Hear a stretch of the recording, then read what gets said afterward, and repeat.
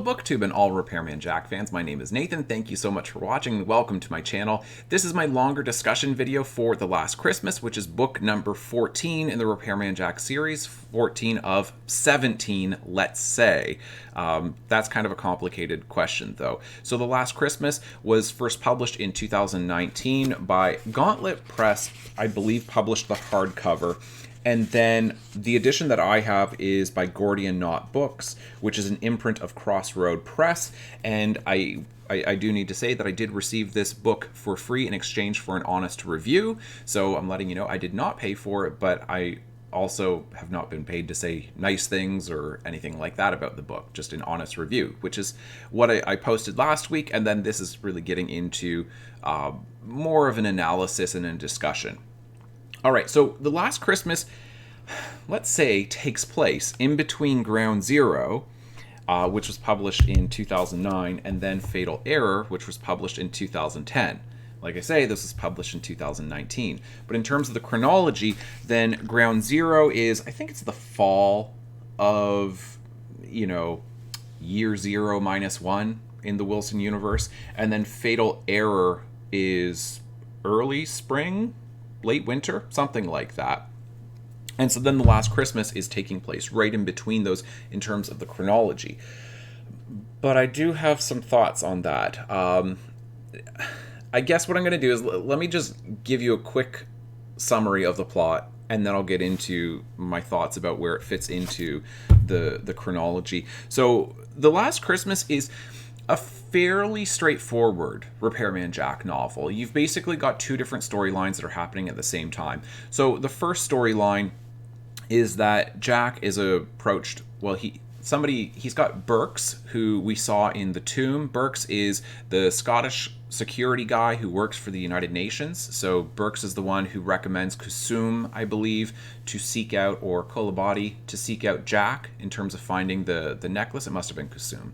That Burks is the contact there, so we saw him in the Tomb, and he's now referring somebody to Jack. So basically, you've got these two scientists. Their names are Hess and Monaco, and they are, as you find out as you read, they're working for the government, for the Department of Defense, essentially trying to come up with some kind of human-animal hybrid to combine the DNA of the two for military purposes, and basically create hyper-intelligent animals that you could then use for military purposes. So let's say if you created an incredibly intelligent mouse with a camera on its back, then it could sneak into, you could give it instructions to sneak into certain places and spy on people and stuff like that. So that's basically their mission. Now, one of their subjects has gone missing, and I'm spoiling everything here, so if you've not read the book before, then you probably should not be listening unless you want to have it spoiled. So what happens is they have combined, they've injected this DNA of a wolf into a human being, and it kind of works, but they've also created a wolf man, and the only reason that this guy volunteers is he's a prisoner. He wants to take care of his family, his wife and daughter, and he also has got terminal cancer. So he's like, what have I got to lose? I'll do this. I'll be your guinea pig as long as you pay my family a bunch of money. So it's $500,000 that they're supposed to pay his family. So he agrees to this. They do the experiment on him, and he turns into a wolf man, right? Essentially. And he ends up escaping from the facility. So Hess and Monaco, they can't go to the police. They don't want their contacts at the Department of Defense to know that they've let one of their subjects go, that it's just he's escaped. So they contact Repairman Jack. Makes sense, right? It's a good enough job for Jack to do, where the police can't help, they can't go through other routes, and they're willing to pay him. So Jack is trying to hunt down this wolf man. But Hess and Monaco are not honest with Jack. They don't tell him what's actually going on, what he's actually looking for. So they make up multiple stories in all of this. You also find out that they have not paid Quinnell, who is the volunteer. They didn't actually pay his his family, his wife, and his daughter. So you have that whole storyline of Quinnell has escaped. He's killing people. He's killing people who get in his way, who are attacking him and who have hurt him and things like that, because some people see him and panic and freak out. So he has killed some people along the way, but he's trying to spend as much time as he can with his daughter. His daughter, so her name is Scylla, and his wife's name is Jelena. His daughter, very likely, is on the autism spectrum. And so his wife can't afford to get her tested, and then to, get her tested and then to be able to have some interventions, whatever you have to do in terms of like schooling with like an IEP and things like that, that she doesn't have the money to get confirmation of what she suspects. And so anyway, he's trying to spend time with his daughter, and he's hanging out in this off-season, it's the off-season for this track nearby, close to his home. So he's essentially hanging out in the, in the sewer system, essentially, beneath the track next to his home. So then he goes and visits his daughter. She doesn't say anything because she's not being especially verbal anymore. And then he goes back there, and he's been collecting toys, and he's got the Christmas tree, and his whole goal is to spend one last Christmas with his daughter, because he's been completely transformed. She doesn't even recognize him. She just calls him what is it, Doggy Man or something like that. It's obvious that she doesn't know who he is. And that's the one storyline. The other storyline that's happening simultaneously is that you've got this private detective, Tyr Hill, who has served in Afghanistan, who is now in New York City. He's Mohawk, so he's First Nations or Native American, and he has been hired by this guy named Roland Apfel. So Roland has hired Tyr and this other guy, Poncia? I think it's Poncia. He hires these two guys to track down it's one of the 7 infernals, the Bagak. I don't know how to pronounce it, but it's one of the 7. He did try to bid on it, but Madame de Medici, that we've seen before, I'm trying to remember which book we see her in. I think that I honestly might be getting mixed up because it has been a while since I've read them, but I think that we see her, I think we first meet her, it's either in the Early Years trilogy, because I know that we've read books with her in it, or it's Fatal Error, maybe The Dark at the End. It's either books that come after or the Early Years trilogy. But anyway, Madame de Medici has got the Bagak, one of the infernals. Roland is dying, and he's essentially next to death, and he believes that this infernal can heal him of what's wrong with him, and Madame de Medici does not want him to have it. So he's got these guys coming after her. She then approaches Jack. She hires Jack. Jack is meeting her for the first time at this point, and he agrees to basically keep this object from whoever's trying to find it, right? So he ends up just leaving it with Abe, and then he continues tracking down David Quinnell, or the Wolfman.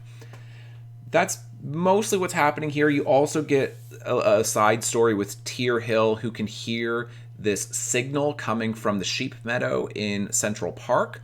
And then Madame de Medici, in the midst of him kind of spying on her, trying to track down one of the infernals that she has, then she ends up introducing him to Burbank. So Burbank is a very, very old man. I think he's supposed to be 118 or something like this. And Burbank lives in the same apartment building as her, the same condo. And he has been tracking these signals that have been coming and going from Earth. And there's other people around the world who are tracking them. Very, very few people on Earth can hear them. Tyr is one of those people. Everybody else just has no idea that these signals are happening, and with special instruments, and you can still measure them. And so that's what's happening, and Burbank is tracking all of it. And basically there's been a change in the pattern. There's a change in 1941, and we know this is when the Nazis in the Keep released Rosalind, and then also in 1968 when Rosalind was reborn. So there's been a change in the signals, and basically the signals are narrowing. The pulse is narrowing, and you can see that it's getting close and close and close, that it's showing Earth is on the verge of being flipped into night world. And it's obvious that there's only a few months left. And this all leads into, I'm sure, I don't know this, I haven't heard it confirmed by Wilson, but I can't imagine it being any other story, that all of the stuff that happens there with like the signals in The Last Christmas is leading into the next Adversary Cycle novel, Signals, with a Z at the end of it, which is going to be published in July. I think like July 7th or something like that, in just like a week or two. Then it's going to be published.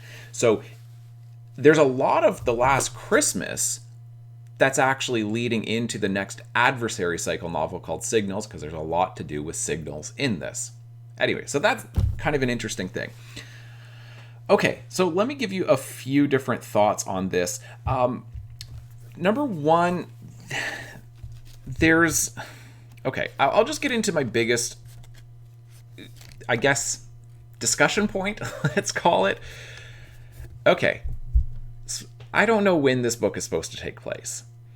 You have references that are obviously post-Night World in terms of the original chronology of the series. So Night World, yes, according to like the Wilson universe, Night World is year 0. Okay, we all know that. But we also know from reading the other books in the Repairman Jack series, not the least of which would be Ground Zero, that we know that the books are taking place between, I think it starts in 2000 or early 2001. I can't remember. Right around there. Maybe even 1999 with The Tomb. I'm not sure exactly what year it's supposed to start.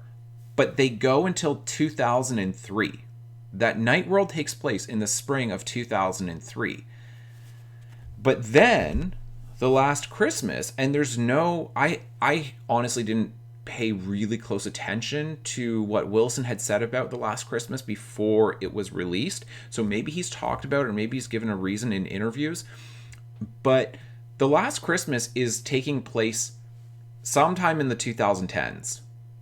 I don't know when, but there's references to Obamacare, for instance. There's references to Uber and Lyft, to ride-sharing, apps. There's... I know there's other references too that are definitely much more recent, like talking about Facebook, Twitter, Instagram, Pinterest. So that was like the first thing that really tipped me off of going, wait a minute, this is supposed to be taking place in December 2002. And the reason why I'm saying this is because it is actually significant in the chronology of the series. And the reason why it's significant is that Ground Zero is taking place in 2002. And the reason why that's significant is because Ground Zero is about September 11th, and it's about the fact that the Septimus Order, really with Rosalind behind them, influenced Osama bin Laden and Al-Qaeda to attack the World Trade Towers, the World Trade Center in general, so that way there'd be so much damage that they could retrieve one of the pillars that had been buried there, which was the first pillar in Operation Opus Omega, and that they could then use that thing to turn it into the Finchmanka, right? The thing that transforms Daryl, where he then goes and tackles the lady, and then that kills her. They thought that would destroy the noosphere on Earth, and that the otherness could then take over. She's able to kind of resurrect herself. Well, the noosphere, human consciousness, generally speaking, is able to bring her back, but she says she can't come back a third time. So the only reason that they do that, why they attack the World Trade Center, is because Rosalind believes that Operation Opus Omega of strategically burying these pillars with a human sacrifice in them at these nexus points across Earth, he realizes this probably isn't going to work. For one thing, it's taking a long time, and so getting the Finch-Monka is a backup plan. It's sort of a plan B that ends up becoming plan A, because he is giving up on Operation Opus Omega. And then also, so it's not just that Operation Opus Omega is taking a long time, it's that you can't actually access some of these locations, right? Like if they're in the middle of the ocean and you have to get all the way down there and you have to bury this thing, it's just such a difficult task that it just seems like if we just destroy the World Trade Center, pull up that thing, we can create, we'll get a volunteer to go inside the pillar that's been transformed essentially into the Finch-Monka, which then he's able to go and attack the lady, and then we can have Night World, then the otherness can take over. That's Rosalind's plan. And so if Wilson is saying now with The Last Christmas that this is like 2019 and Night World is taking place in the spring of 2020, then everything else in the series kind of needs to be updated to make sense in terms of the chronology. And because otherwise, if you're reading Ground Zero, then you read this and then you're like, if Wheezy has discovered everything about September 11th and everything about them digging it up, if she's discovered that, but she discovers it in 2019, there's no urgency. Why would Rosalind hit the World Trade Center, then wait 18 years before getting Daryl to become the Finch-Monka? Why would that even happen? Like, there's no sense of urgency. The reason why he does that is because he feels like Operation Opus Omega isn't happening fast enough. So, as far as I can tell, like, basically, my point is, and I'm not as upset as it might seem, but why would Wilson not just make The Last Christmas take place in December of 2002? Why not just write it that way, where all of the references are December 2002? We already know that we're dealing with a fictional universe. It's essentially an alternative history, like it's an alternative timeline, that we're not dealing with our world. We know that. So why not just do that? Unless his plan, because to me it seems like all that he had to do was just set The Last Christmas in the original chronology of the series in terms of the year, that he just had to set it in 2002. But because he doesn't, then if you're reading through the entire series, if you read Ground Zero and then you immediately read The Last Christmas, then you're going, wait a minute, this is obviously taking place in 2002. Now it's taking place sometime in the 2010s, and then we're going to get to Fatal Error, and you're going to go, we're back in 2002, 2003? I think it doesn't, in terms of the unity to the series, it doesn't match. It feels off. And so to me, that's kind of disappointing, and unless the ultimate vision is to revise all of the other 16 books now in the series, but you'd have to do the same thing with the early years trilogy and maybe even the young adult trilogy if Jack is like 20 years older than this. All of those cultural references are going to have to change to keep up with this new timeline in terms of when this is supposed to be taking place. And it just seems like it would be so much simpler just to say this is 2002 rather than revise 20 other books. Because my point is, if I want to go back and reread the series, or if somebody else rereads the series in the future, you're always going to have that issue that this feels out of step. And even if you don't have that issue with The Last Christmas, let's say if Wilson does end up revising all of the books, and he revises 20 something books to change all of the cultural references to make it make sense with this new timing of it, then are you asking everybody to purchase a new collection? Because that's a big cost when, like I say, all that he had to do was just make this one set in 2002. I don't know why he didn't, unless this is supposed to be read as a standalone. And as a standalone, if you really don't care about the rest of the timeline or you don't want to get hung up on that, if you're not reading through the series really quickly and you're looking for this perfect unity in terms of the timeline, like, which is exactly what I'm doing with this project, if you're not doing that, then it's fine. And as a standalone, it's a really fun Repairman Jack book. It really is. I like the entire story, the storyline with Quinnell, with the Department of Defense. I like the fact that there was really very little with the otherness as far as that, if anything at all. I like the fact all of the stuff that we got with Madame de Medici, with Tier Hill, with the Signals, with Burbank.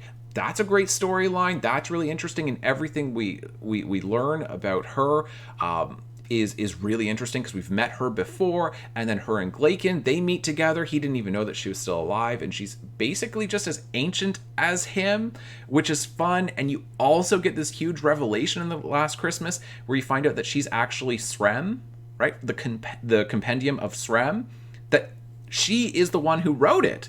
Like, oh, this character we've seen before is actually Srem? That's crazy. And she even tries to reveal this to Jack, but then the note floats away so he doesn't get to read it. Like, there's so much good stuff in this book. And the only thing that doesn't make sense to me is why you have a few updated cultural references. And it wouldn't even take much to change them. There's maybe 4 or 5 passages. Like, you change a paragraph here and there. Like, you change probably 4 or 5 paragraphs, and that would be it. And then the book would clearly be 2002, and there'd be no real issues. So I don't know what the rationale was on Wilson's part, or if his editor with Gauntlet or Crossroads encouraged him to write something more contemporary. There are a few things in here, like there's a chapter in here where it starts in my edition on page 13. Yeah, it starts on page 13 in my edition, where if you've been reading the series, it's a completely unnecessary chapter. He's just reminding you of everything that's happened so far, of who all of these characters are, all of these locations that we've seen. But the thing is, it's totally unnecessary if you've been reading through the series quickly. So the entire book feels like it's meant for people who used to read Repairman Jack, have not touched the books since the early years trilogy came out, or have not touched the books since Night World came out. And it's just, imagine that everything in the Jack universe has been updated, and it's now the contemporary world of 2019, 2020. But that's, I think, how we're supposed to be reading it. Which, like I say, is fine.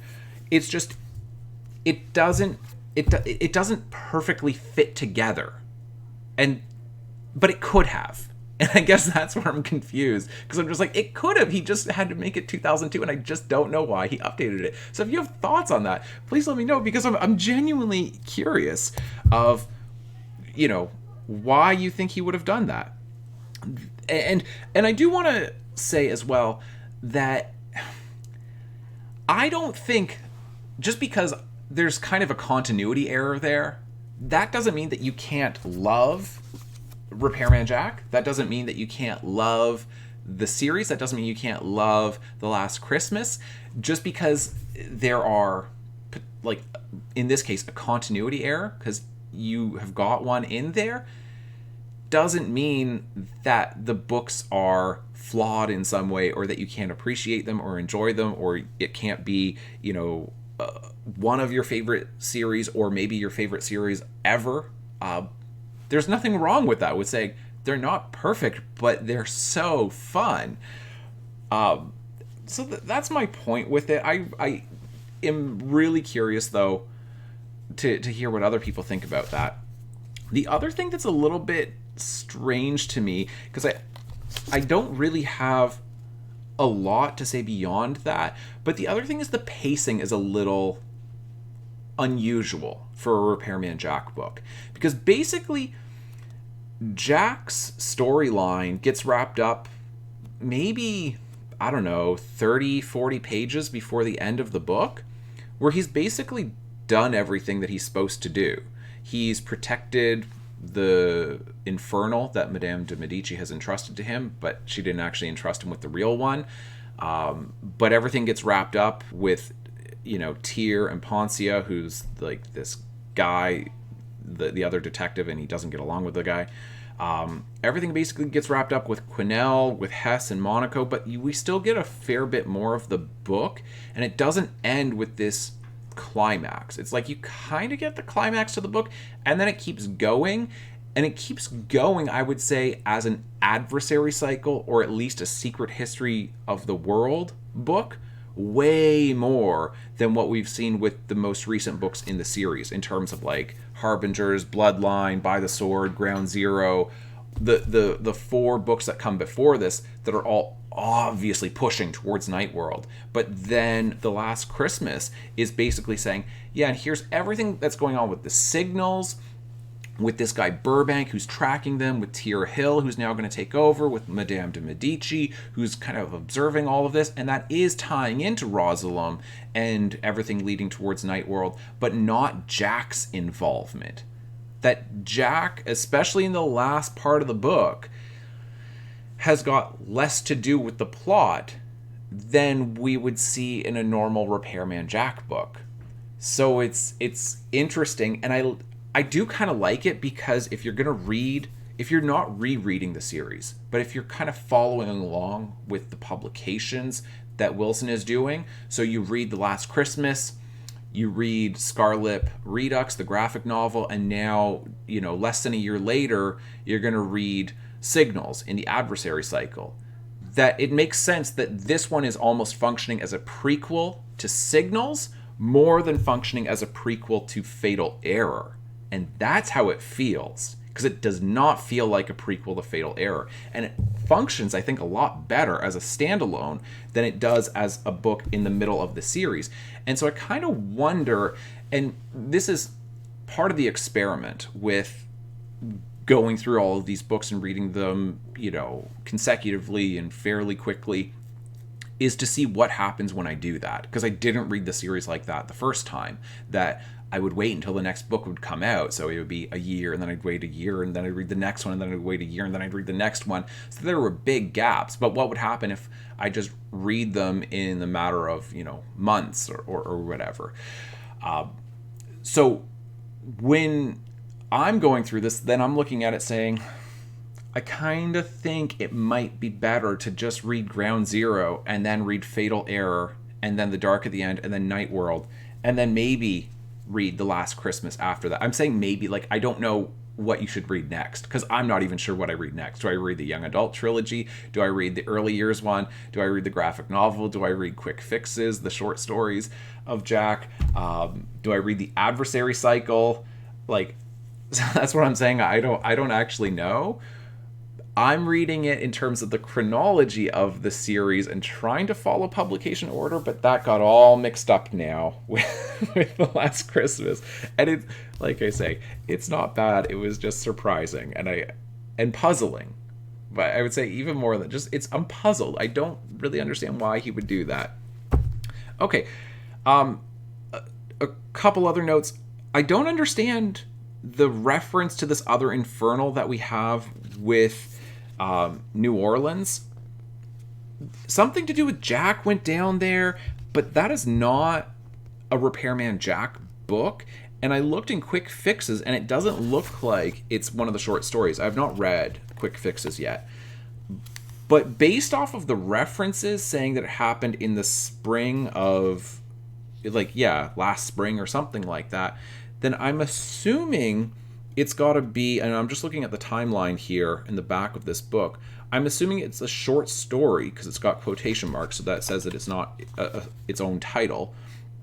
The short story Infernal Night with Heather Graham.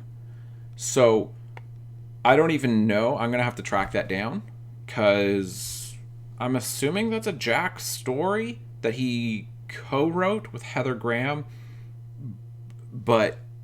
And I'm assuming, because it's called Infernal Night, and I'm assuming that that's where this New Orleans other infernal that we see comes into play.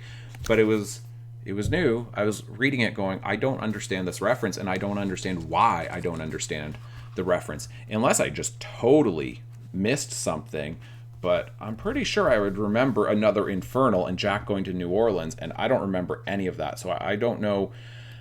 If anybody's read Infernal Night that Wilson co-wrote with Heather Graham, please let me know. I'll do some research after to try to find how I can access it. I'm assuming it's got to be an ebook or maybe published in a collection somewhere.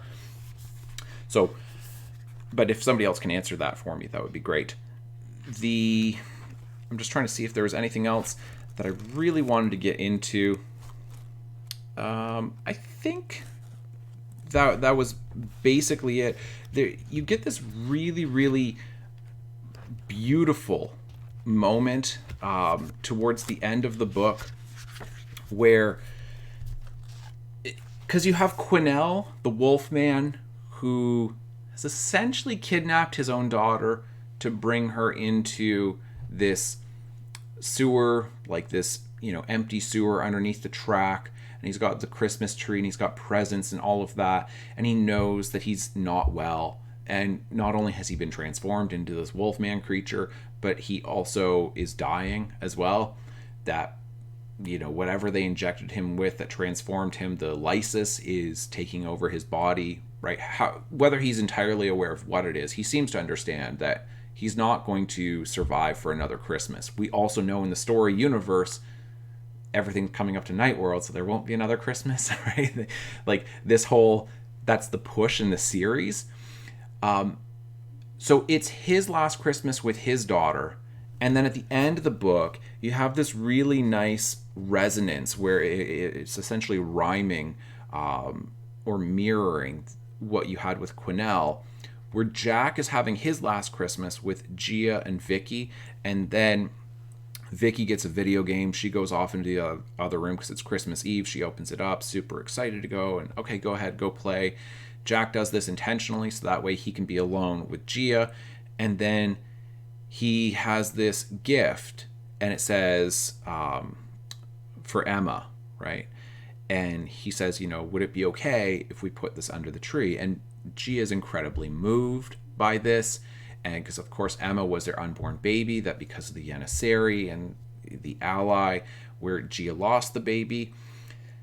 So that's his family, and he's sharing that, and it works so well with what we saw with Quinnell and trying to have a last Christmas with his daughter, and now Jack is doing that with his family and with Emma.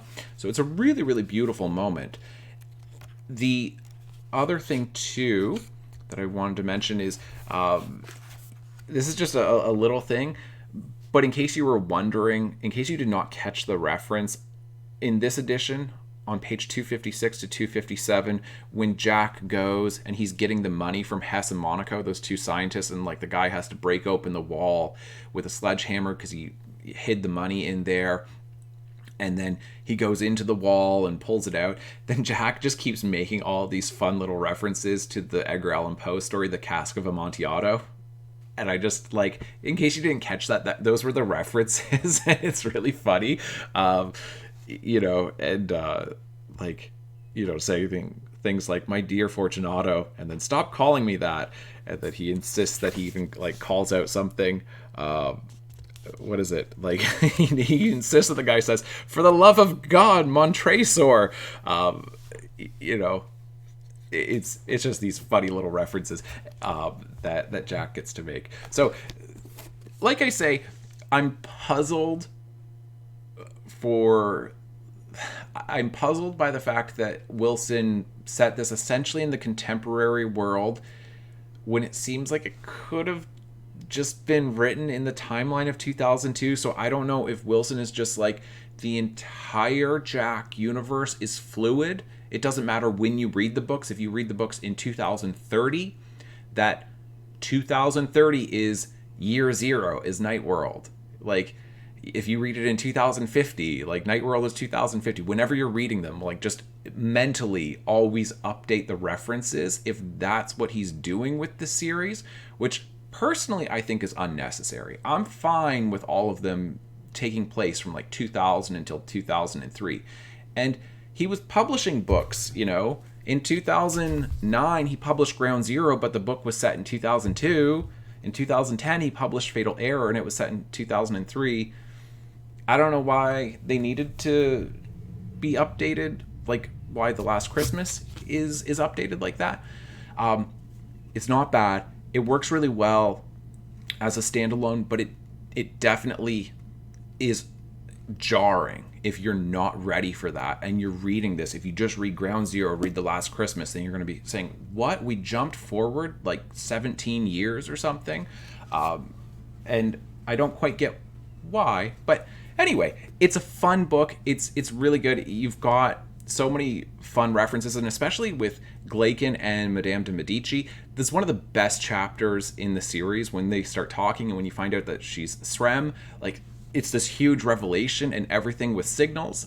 It's really got me excited to read Signals. And so, like I say, it works really well as a prequel to that. I would say probably not as well as reading it right in the middle of the series if you're doing a reread or a first read through the series. All right.